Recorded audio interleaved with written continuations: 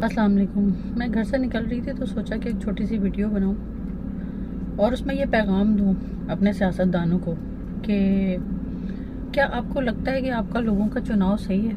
आप लोगों ने जिन लोगों को सिलेक्ट किया है क्या वो डिज़र्व करते हैं? और उन लोगों का क्या जो बहुत कुर्बानियाँ दे के अपनी जानों पे खेल के यहाँ तक पहुँचे और पाकिस्तान से बेइंतहा मोहब्बत करते हैं। उनका पास्ट किसी टिकटॉक वीडियो से रिलेटेड नहीं है, उनका पास्ट उस कत्ल व गारत से रिलेटेड है जो पाकिस्तान हासिल करने के लिए कुर्बानियाँ दी गई थी। मेरे पेरेंट्स ढाका में थे जब सकूत ढाका हुआ था। क्या आज के सोशल मीडिया के लोगों को ये पता है कि सकूत ढाका था क्या? सकूत ढाका वो सान्या है जो पाकिस्तान ने पाकिस्तान बनने के फ़ौरन बाद बर्दाश्त किया। बहुत सारे पाकिस्तानी उस वक्त ढाका में थे क्योंकि ढाका पहले पाकिस्तान का हिस्सा था, मगर बाद में वो पाकिस्तान से अलग हो गया। उस वक्त मेरे पेरेंट्स ढाका में थे। मेरे वालिदैन और मेरी बड़ी बहन बिल्कुल छोटी सी, कुछ महीने की थी। कल मेरी सोशल मीडिया के कुछ दोस्तों से बात हो रही थी तो मैं उन लोगों में से हूँ जो जिनके माँ बाप ने बहुत कुर्बानियाँ दी और बहुत मुश्किल से पाकिस्तान पहुँचे थे। मेरे वालिद साहब इंडिया से पाकिस्तान आए थे सिर्फ इसलिए कि मेरे दादा ने उन्हें कहा था कि पाकिस्तान जाओ और देखो, वहाँ पर जाके कोई बंदोबस्त होता है तो फिर हम सब पाकिस्तान आ जाएंगे। मगर अल्लाह का करना हुआ, बाकी लोग नहीं आ सके। उसके बाद जब सकूत ढाका हुआ तो मेरे वालिद और वालदा ढाका में थे। आज के बच्चों से, इस सोशल मीडिया की टीम से जो अपने आप को बहुत बड़ी तोप समझते हैं, पूछती हूँ कि कितने लोगों को पता है कि सकूत ढाका क्या हुआ था? सकूत ढाका किसको कहते हैं? जब पाकिस्तानियों को कत्लेआम करके ख़त्म कर दिया गया था ढाका से, वहाँ से जहाँ पे पाकिस्तान पहले जो पाकिस्तान का हिस्सा था, बाद में पाकिस्तान से वो छिन गया। वो सान्या पाकिस्तान की तारीख का सबसे बड़ा सान्या है। उस वक्त मेरी वालदा, मेरे वालिद और मेरी बड़ी बहन जो कुछ महीने की थी वो ढाका में थे और उनके मालिक मकान उनके दोस्त थे।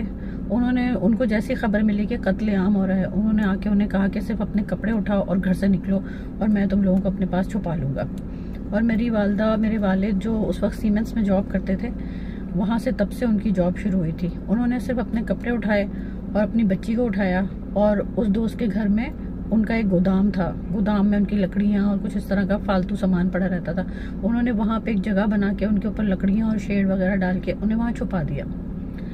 1 महीने तक मेरी वालदा और मेरे वालिद उस तहखाने में रहे, बगैर किसी चीज़ के, बगैर किसी फैसिलिटी के। वो सुबह को उन्हें खाना देते थे और शाम को उन्हें खाना देते थे। और 5-6 दफ़ा वो सारे लोग आए उनसे पूछने के लिए कि ये लोग कहाँ गए, इनका घर खाली है। उन्होंने कहा मुझे नहीं पता, ये भाग गए। उन्होंने अपनी जान पे खेल के मेरे पेरेंट्स को बचाया और उनके घर को, मेरे पेरेंट्स जहाँ रहते थे उस घर को तबाह कर दिया गया। सारे बक्से खोल के चीज़ें फेंकी, तोड़ी, अलमारियाँ तोड़ दी, बिल्कुल ख़त्म कर दिया उन्हें। और अगर ज़ाहिर है मेरे वालिदैन वहाँ होते तो उनको कत्ल कर देते। 1 महीने वहाँ रहने के बाद अब्बू के दोस्त को पता चला कि पाकिस्तान से कोई जहाज़ आया है फ़ौजियों का जो यहाँ से पाकिस्तानियों को निकालने के लिए आया है। तो उन्होंने कहा कि मैं किसी तरह तुम तीनों को उस जहाज़ तक पहुँचा दूँ। उसके बाद उन्होंने एक पिकअप हायर की और गाड़ी उस वक्त, उस ज़माने में जो भी चलती थी, और उसमें उन्होंने अपना कुछ सामान रखा और किसी ना किसी तरह छुपा के, चादर डाल के, लकड़ियों के डब्बों के पीछे उठा के अम्मी को, अब्बू को और मेरी बड़ी बहन को वहाँ तक पहुँचाया जहाँ पे वो पानी का जहाज़ आके खड़ा हुआ था। और पूरे रास्ते मेरी वालदा बताती हैं कि लाशें ही लाशें थी चारों तरफ, लोग मरे हुए पड़े थे और मेरी माँ और मेरे बाप पता नहीं किस तरह वहाँ से निकले। आज मैंने अम्मी से ये स्टोरी दोबारा सुनी तो मेरा दिल भरा है। मैंने कहा अम्मी कितना मुश्किल वक्त आप लोगों ने झेला। अम्मी ने कहा हाँ। उसके बाद हमने इस बारे में बात करनी छोड़ दी थी। उन्होंने किसी ना किसी तरह वहाँ से निकाल के उन्हें उस जहाज़ पे चढ़ा दिया। उस जहाज़ का कुछ शम्स करके कुछ नाम था, मेरी वालदा को अब ठीक से याद नहीं है। उन्होंने कहा कि उस जहाज़ में 3000 लोगों की कैपेसिटी थी, जहाँ पे तकरीबन 17-18 हज़ार लोग उस जहाज़ में थे। हमारे पास कुछ नहीं था, किसी को कोई टिकट नहीं मिलना था, कुछ सिर्फ हमारे हाथ में हमारे थोड़े से कपड़े थे, एक चादर थी जो हम वहाँ, जो जहाज़ का ऊपर का वो पोर्शन होता है, पता नहीं उसे डेक कहते हैं क्या कहते हैं, जिसके ऊपर वो टाइटैनिक में खड़े होके उन्होंने शूट किए, उस जगह पे चादर बिछा के ये लोग लेटे और 1 महीना उस तहखाने में गुजारा और अगला 1 महीना उन्होंने इस जहाज के ऊपर गुजारा। सुबह उन्होंने कहा हमें थोड़ा सा खाना मिलता था, शाम को हमें थोड़ा सा खाना मिलता था, बेहाल फटे हुए कपड़ों में, कोई जख्मी था, किसी का कोई हाल था। उस जहाज में लोग भरे हुए थे, वॉशरूम तक जाना नसीब नहीं होता था, कितने कितने घंटे। 22 दिन में वो जहाज हमें लेके कराची पहुंचा। 22 दिन में क्या तुम लोग जो सोशल मीडिया के और उसके पार्टी के और इसके ठेकेदार बन के बैठे हुए हो, क्या तुम लोगों ने ऐसा वक्त देखा है? क्या तुम लोग जानते हो कि पाकिस्तान बना कैसे है? क्या तुम लोगों को, तुम अपने माँ बाप को बड़ा वफादार और ये कहते हो, क्या तुम लोगों ने ऐसी कोई तकलीफ उठाई है? मैं कौन हूं? मैं उन माँ बाप की बच्ची हूं और मैं किस तरह जिंदगी गुजार रही हूँ। क्या मुझसे आके कभी किसी ने पूछा है कि मेरी क्या जिंदगी है? मेरी सिर्फ यही काम है कि मैं अपनी मोहब्बत आप लोगों पे लुटाती रहूं। और आप लोगों ने मुझे क्या दिया? अल्हम्दुलिल्लाह मुझे आज फख्र है कि मैं ऐसे वालिदैन की बेटी हूँ।